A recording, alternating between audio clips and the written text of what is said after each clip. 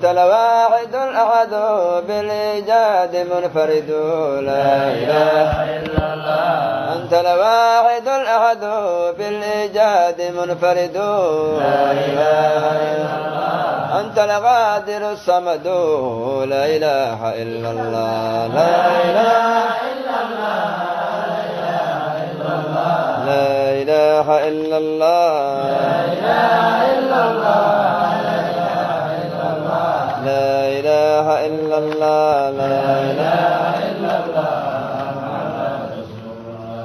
أنت الخافض الرافع أنت المؤمن النافع لا إله إلا الله أنت الخافض الرافع أنت المؤمن النافع لا إله إلا الله أنت الباسط الواسع لا إله إلا الله لا إله إلا الله لا إله إلا الله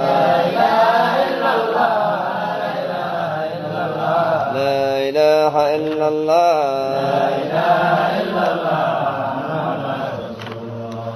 أنت الحق ذو قدم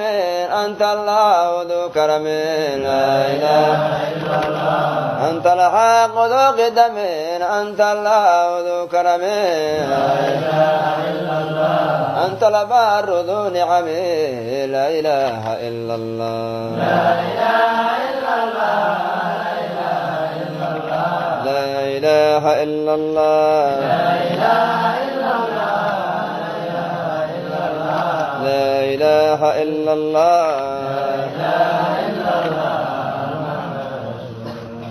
أنت الجبار الفرد أنت السول والقصد لا إله إلا الله أنت الجبار الفرد أنت السول والقصد لا إله إلا الله يفنى فيكم العبد لا إله إلا الله لا إله إلا الله لا إله إلا الله لا إله إلا الله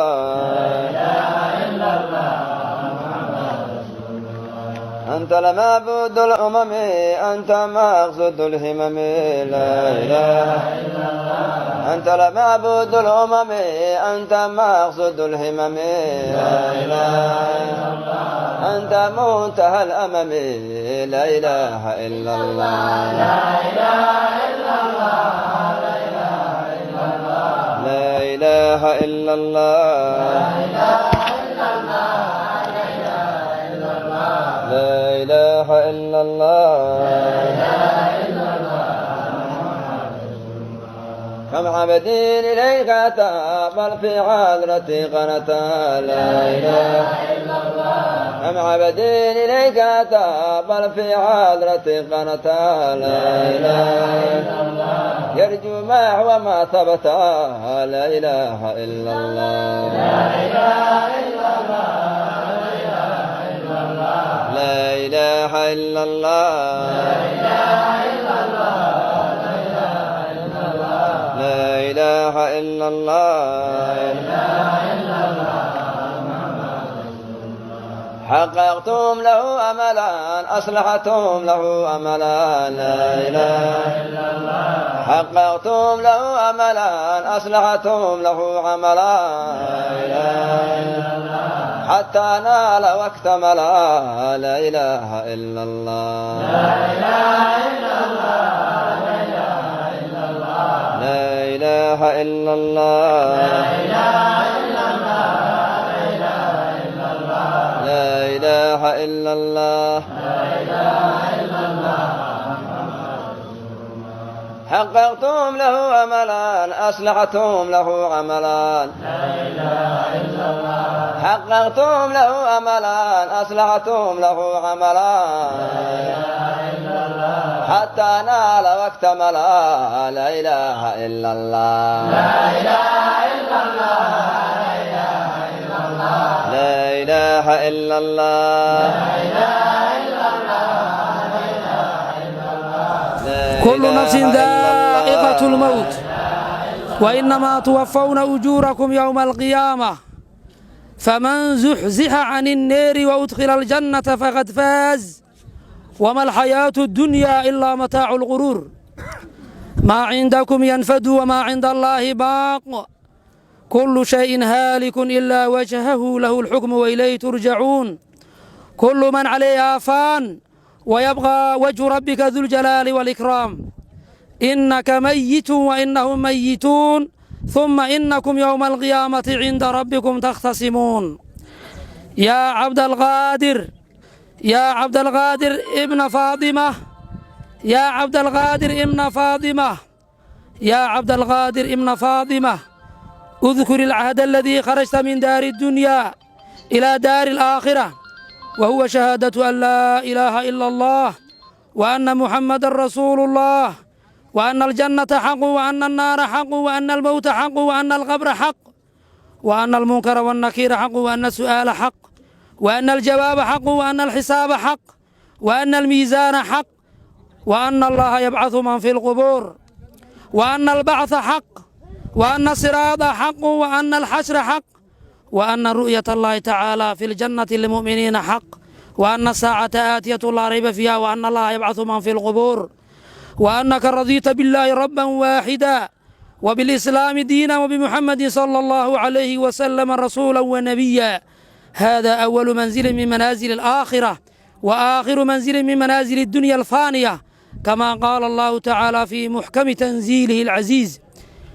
منها خلقناكم وفيها نعيدكم ومنها نخرجكم تارة أخرى الآن يأتيك الملكان الكريمان الموكلان المحاسبان فلا يفزعاك ولا يرهباك ولا يروعاك ولا يهولاك فإنهما خلق من خلق الله تعالى فإذا سألاك من ربك ومن نبيك وما إمامك وما دينك وما قبلتك وما إخوانك فقل من غير خوف ولا فزع الله ربي ومحمد نبي صلى الله عليه وسلم والمؤمنون والمؤمنات والمسلمون والمسلمات كلهم إخواني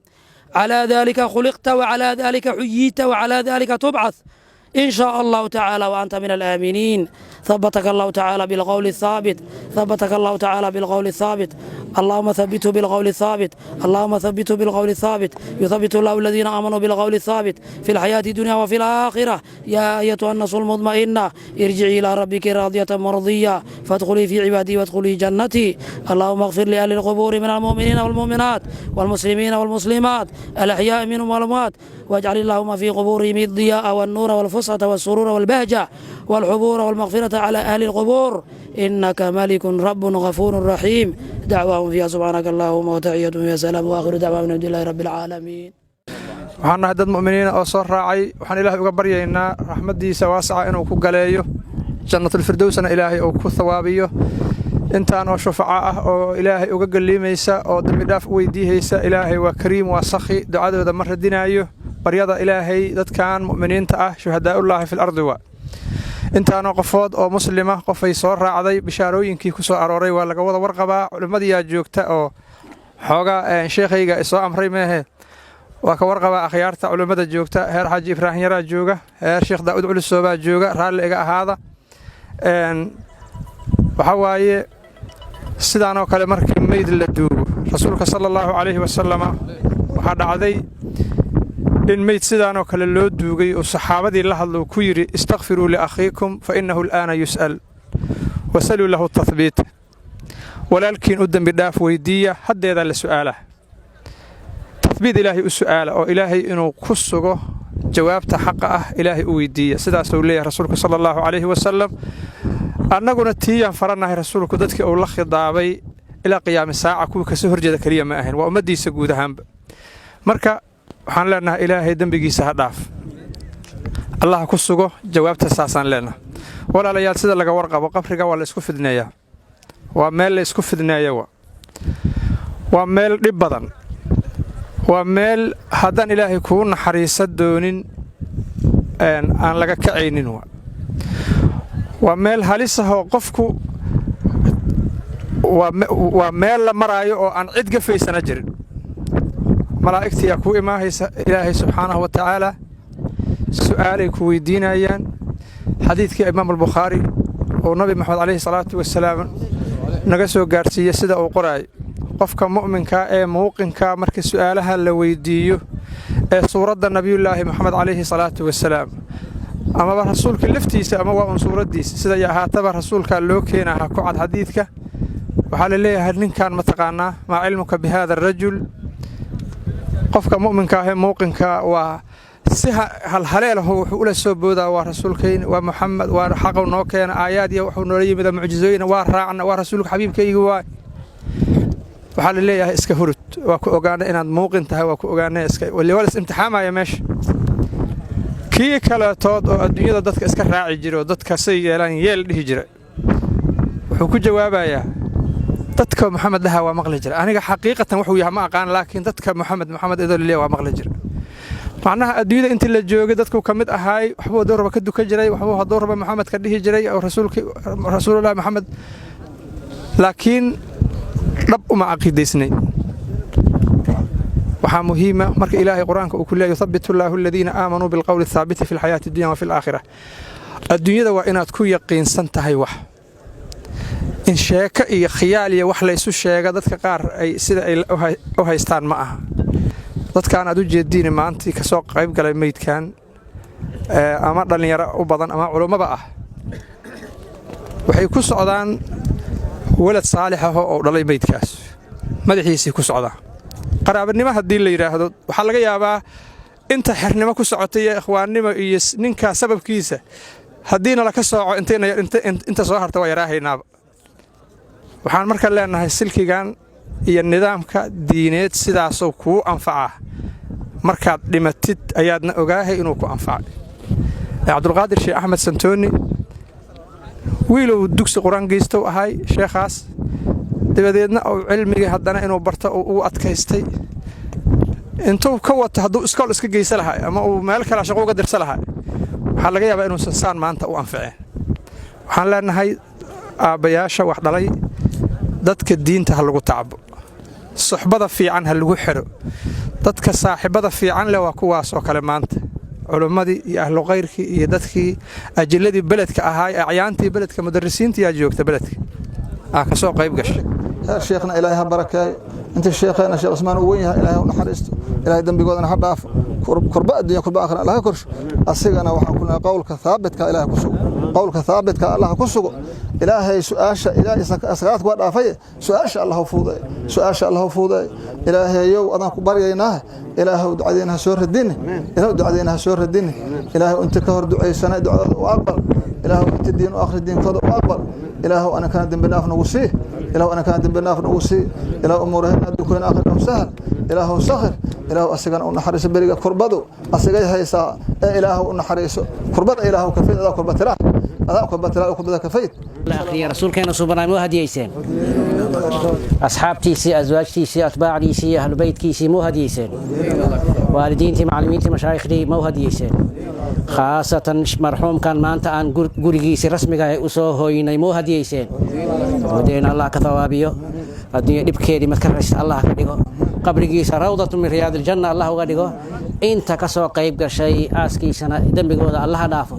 علماء نوع عليسي هو خير كآخر شيء أنت يعني كسو قيب شورنا دنبيكو الله دافو هدي إلهي هذا سيد عادة هاجرتي هدي قف سيدانو كلام كلمة خير بدنا الله آخر جري مركح حرتها كنت شذانه أقادانو إن شاء الله تعالى خير بدنا الله آخر دونا والدكين واي كل جين ما والده نويه هاي مركزنا هلا أقادو أنت يعني حولها قبنا يسنا إلهي هأفوضي حوله من ورا الاستيس